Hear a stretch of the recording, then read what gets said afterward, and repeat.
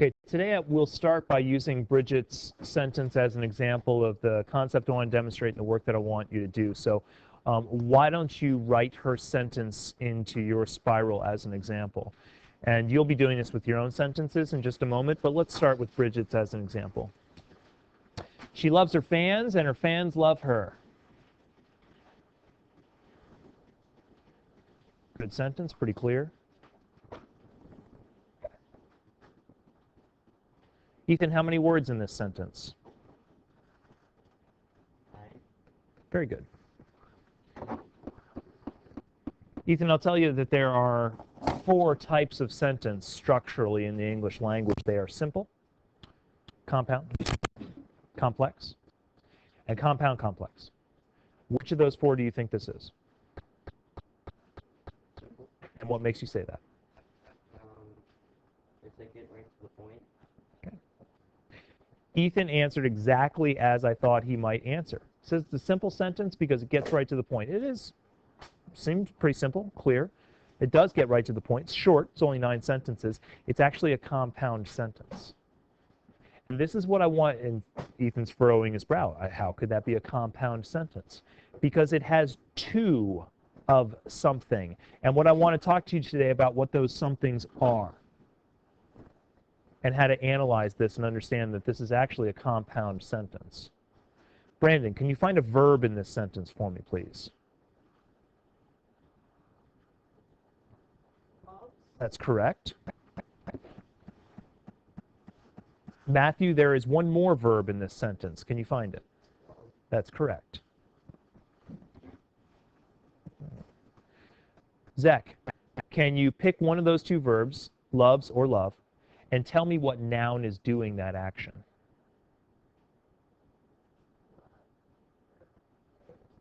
Her's not doing the loving. What's doing the loving? I'm sorry? In this one, yes. Fans love. Those 2 are related. How are they related? That noun is doing that verb. Okay. Kayla, can you tell me which noun is doing the first verb, the loves? That's correct.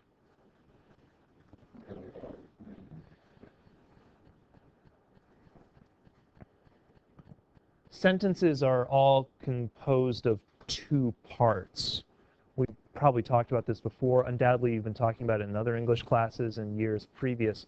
Alexis, do you remember what the name of the 2 parts of a sentence are? You sure? You don't want to take a guess?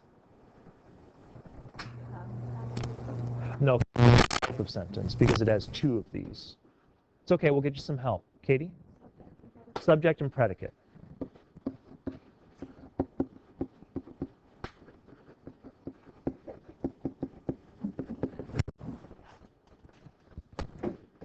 Sentences contain subjects and predicates.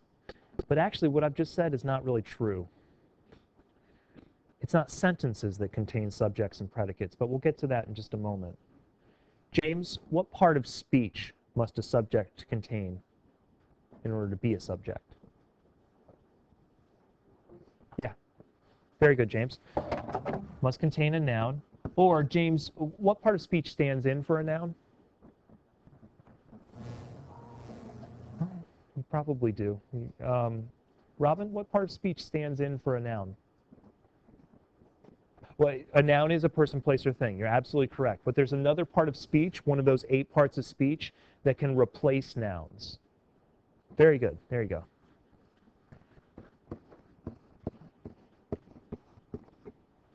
Kayla picked a pronoun. She is a pronoun. Zach picked a noun. Fans is a noun. Okay?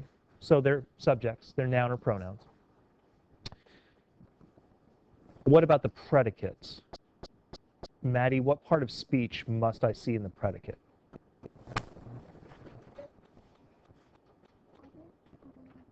What part of speech? There are 8 parts of speech, like those over there on the board. Nouns, verbs, adjectives, adverbs, and so on. The subject must have a noun. What must the predicate have? What must sentences have besides nouns? I don't need an adjective to make a sentence. I could make a sentence without an adjective.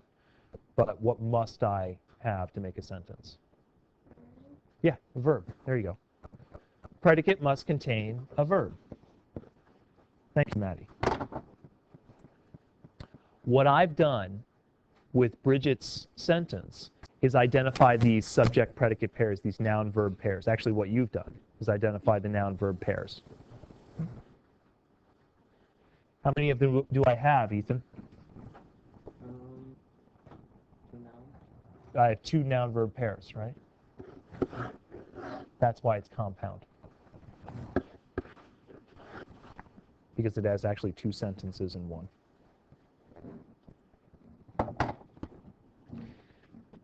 Noun-verb pairs are what we call, in English,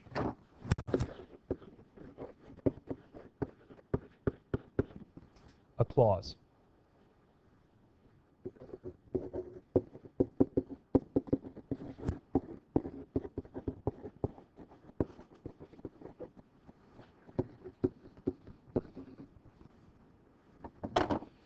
A clause is a single pairing of noun and verb.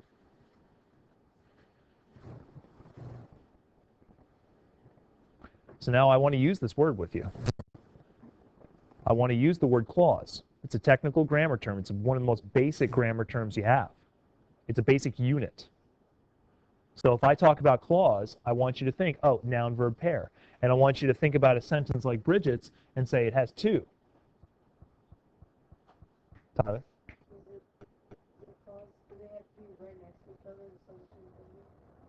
No. No, they don't. So if you're, Tyler's question is, do the subject and predicate have to be right next to each other as they are in Bridget's sentence? Absolutely not. Sometimes you insert a lot of other sort of miscellaneous words, adjectives, adverbs, whatever, to distance those 2. And we'll see examples. Actually, Bridget's example is an excellent first example because it's really simple.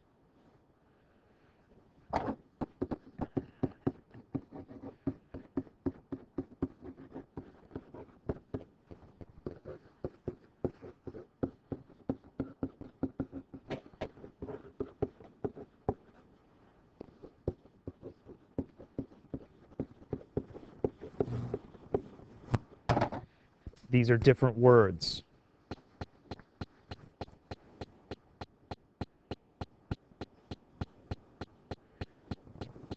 Bridget's one sentence contained 2 clauses. So Ethan, initially you thought it was a simple sentence. What do you think the definition of a simple sentence is? How many clauses are in a simple sentence? 1. Yeah. 1.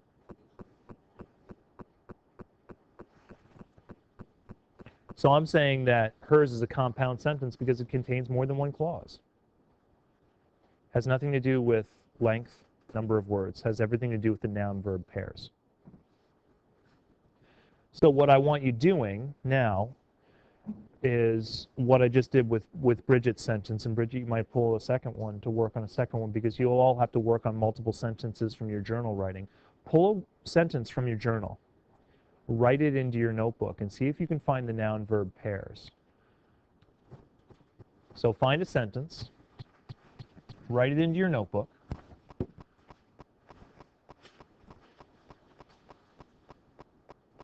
I would like to use theirs as an example.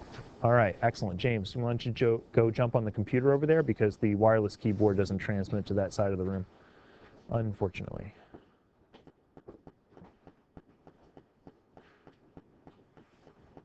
So I'll work with James's, maybe another one, and then we'll see how you can do on your own working on yours.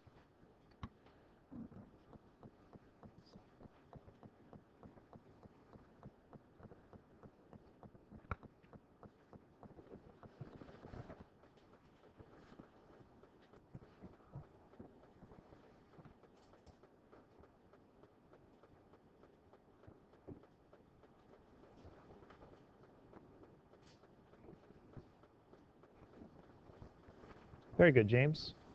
Thank you. You can go back to your seat so you can take the notes that you'd like to take. I also would pay for driving school so I can drive better on the road. Amanda, find a verb for me, please. Drive.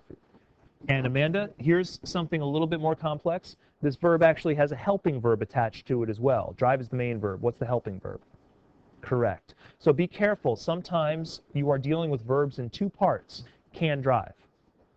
Don't forget about helping verbs. Gabe, what's the other verb in this sentence? No. It's okay. Yep, and what's the helping verb attached to pay? That's correct. Often it's easier to start by finding your verbs. Not always, but often. So find a verb, and then ask yourself what noun or pronoun is attached. So, Jesse, can you tell me what noun or pronoun is attached to one of those verbs? Pick either.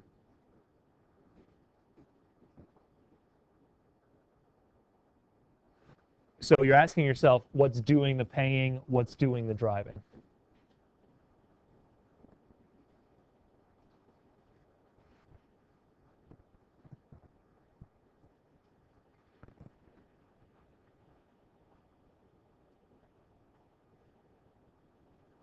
Who's driving?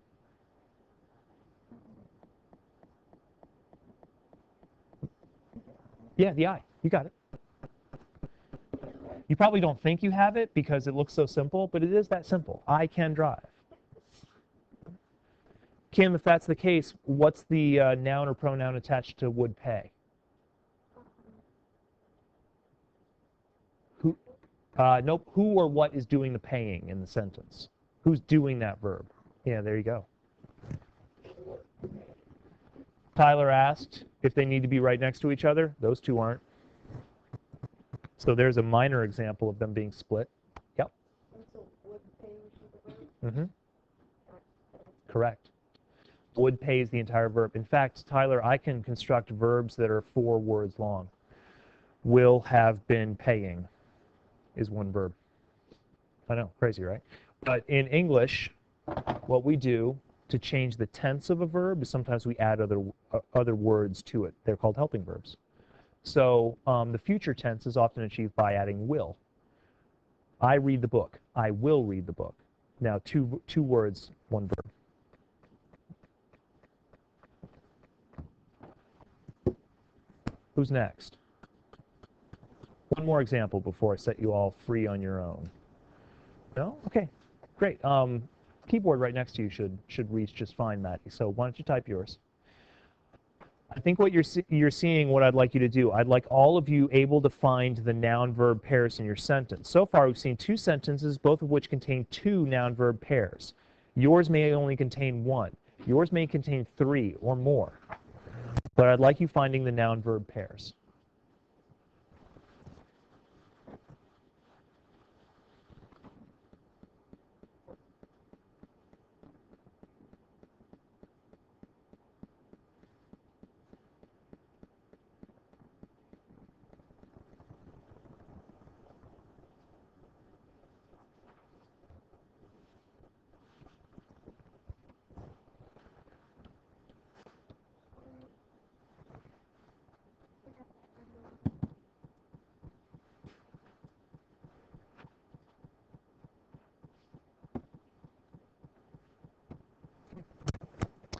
Alyssa, can you help Maddie out a little bit? Find a verb? Icon. Nope. Alyssa, you're stepping into a trap that students often step into. You guys use one verb more than any of the rest, and you never see it as a verb. It's the verb to be, which can come in a number of different forms. Is, am, are, was, will be, are being, and I could go on. But these don't look like verbs because they're not action words. So drive looks like a verb. It's an action word. I can drive. Easy enough to identify. You are a student. What's the verb in that sentence? You are a student. Correct. What's the noun? You. Right. Yeah. You are. So now, Alyssa, take a look at it again. Find a verb. Was. Correct. And what's attached to the was? What's the noun of was? Correct.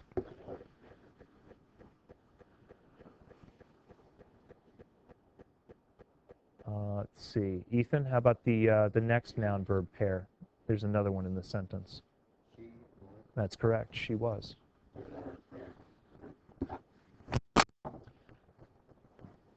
Okay. Look at yours. See what you can do. Some of yours are these some of your sentences are as simple as these. Some of yours are pretty complex. Mrs. Lemmerbrock and I will circulate around taking a look at what you're doing, and if you're having trouble with it, just let us know. Okay, let's see some oddities. Actually, let's start with Amira's, because Amira's is not odd, it just contains 3.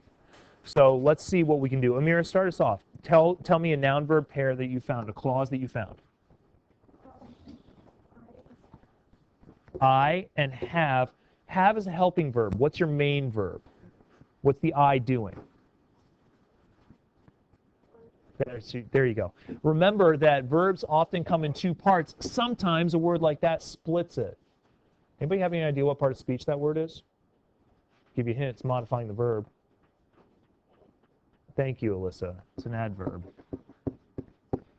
So her first noun verb pair is I have wondered. What's her second? Gabe? I would buy. I would buy. What's her third? Yes. Take out the if. Yep. That's okay. It's all right.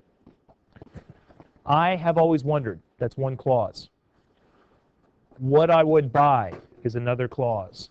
If I had $300 is another clause. It's almost like they're 3 little sentences joined together into one sentence.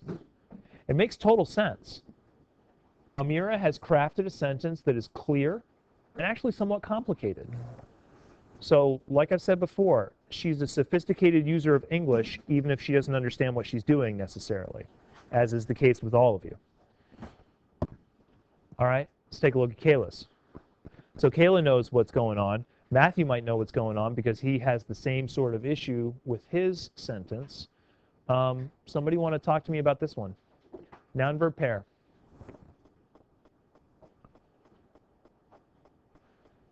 Gabe, you just did the last one really well, so let's give somebody else a shot. Tyler. Yes? We is... Yep.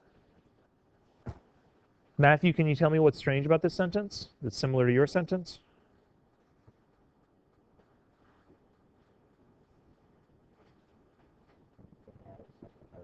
The we has 2 verbs. What's the second verb, Matthew?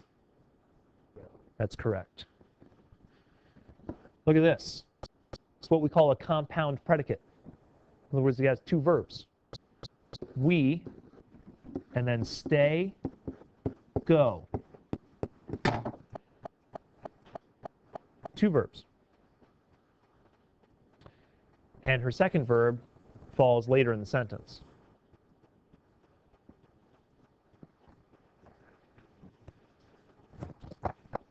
I will give you now a little worksheet that you can use to do this analysis work. So you've been doing it just sort of informally in your notes. Here's something a little bit more formal, and I'll show you how to complete it.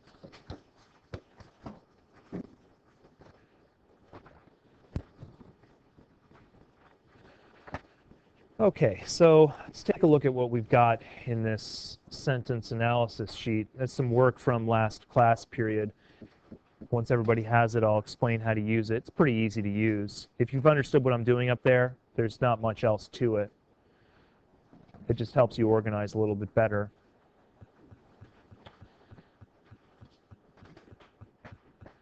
So in this blank, I'd like you writing the number of the sentence. Could be the first sentence in your journal entry, the second sentence, third sentence, what have you. So write the number of the sentence. So let's say, let's see, where'd my keyboard go? I'll take that. Okay. So let's say it's sentence 1, and let's work with Amira's sentence here. And we have 1, 2, 3, 4, 5, 6, 7, 8, 9, 10, 11, 12, 13. Technically, 300 is one word. So 13 words. So I'm going to write the number of words, 13. My noun-verb pairs. My noun-verb pairs here are I have wondered and I had. Okay,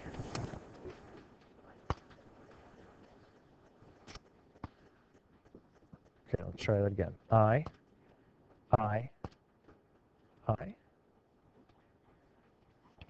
have wondered, would I had. 3 clauses. Those are her 3 noun-verb pairs. Now in this position, I write the entire clause with all its words. This is the core of the clause, the basic noun-verb unit. This I write all the words. So for Amira's, I have always wondered what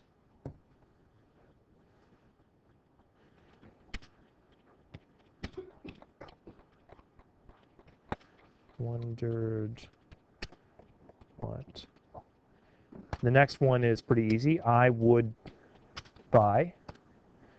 And then I believe it was if I had $300.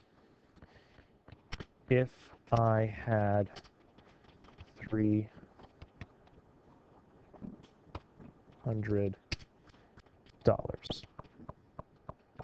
All right.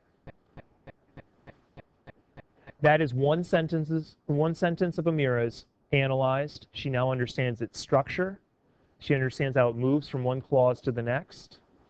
She also sees something with that sentence. What can you tell me that reveals about her sentence? What is she doing that she might want to think about revising in some way? Tyler? Why?